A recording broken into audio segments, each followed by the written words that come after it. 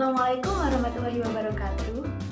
Halo adik-adik, perkenalkan nama kakak Dila Yuning Tias dengan NIM 14014191662. Di sini kakak akan menjelaskan mengenai kalor dan perpindahannya pada pembelajaran kelas 5 tema 6 subtema 2. Langsung saja kita lihat KD-nya dulu.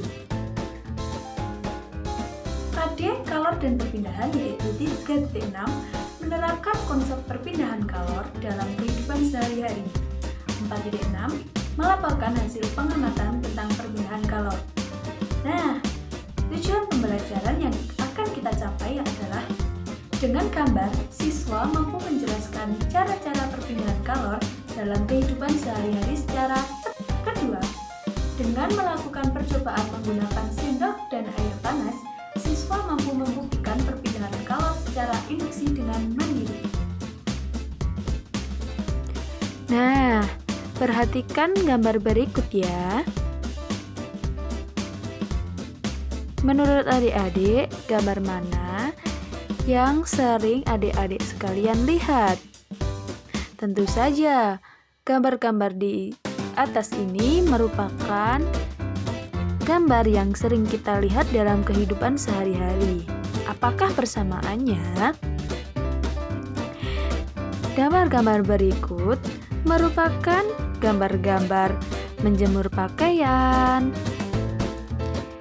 merebus air, dan menghangatkan badan. Gambar di atas ini merupakan gambar yang berhubungan dengan kalor atau panas. Ini sering kita sebut dengan kalor.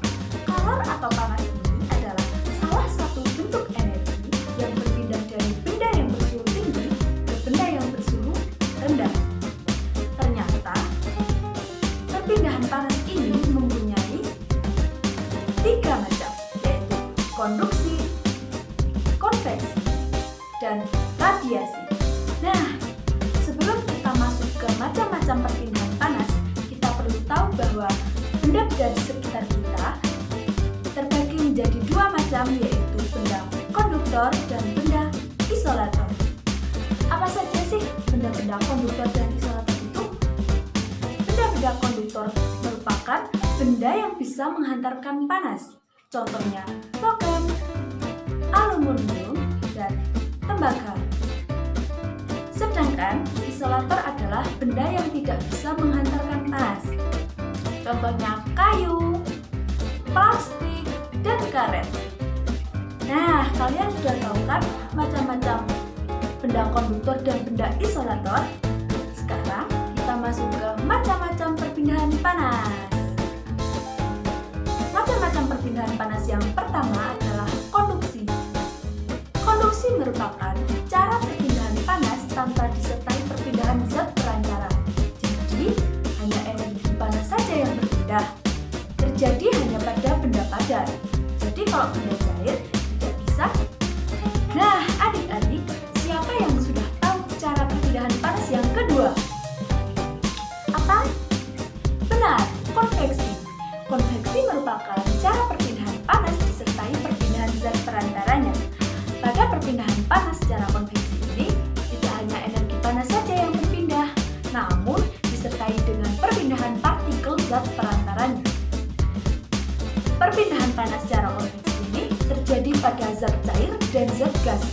Dapat dilihat saat kita memasak air. Air yang panas dahulu adalah air yang berada di bawah. Nah, air tersebut akan naik sehingga air di atas yang masih dingin akan turun ke bawah sehingga itu akan berputar terus. Cara perpindahan panas yang ketiga adalah radiasi. Radiasi adalah perpindahan panas tanpa melalui zat perantara. Nah, contoh dari perpindahan panas dari radiasi ini adalah panas matahari yang secara langsung sampai ke bumi. Nah, perpindahan panas melalui radiasi ini dapat kita lihat pada panas matahari yang sampai ke bumi. Panas matahari ini bisa kita manfaatkan dalam kehidupan sehari-hari, misalnya untuk mengeringkan ikan, mengeringkan padi saat kita panen, dan mengeringkan garam. Nah, untuk mengetahui seberapa jauh pemahaman adik-adik mengenai kalor dan perpindahannya, sekarang kakak akan melakukan percobaan menggunakan mentega, 1 sendok logam, 1 sendok plastik, dan beberapa biji kedelai. Selanjutnya, 2 gelas air panas.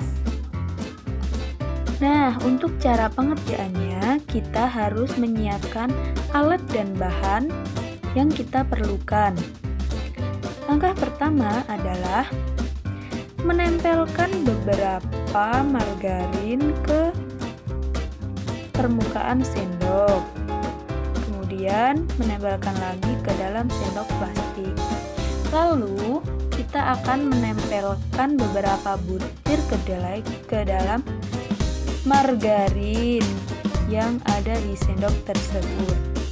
Langkah selanjutnya adalah memasukkan ujung sendok pada gelas yang berisi air panas. Tunggu beberapa waktu untuk mendapatkan hasilnya. Langkah selanjutnya yaitu tunggu beberapa saat untuk kita dapat melihat hasilnya.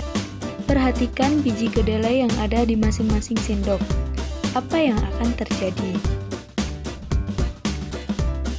Nah, setelah melihat percobaan tadi, kakak akan memberikan beberapa soal mengenai perpindahan panas melalui konduksi. Nah, nanti adik-adik bisa mengerjakan 4 soal yang kakak berikan dengan memilih jawaban yang ada di bawahnya. Semangat adik-adik, sekian penjelasan mengenai kalor dan perpindahannya. Terima kasih. Wassalamualaikum warahmatullahi wabarakatuh. Sampai bertemu minggu depan adik-adik.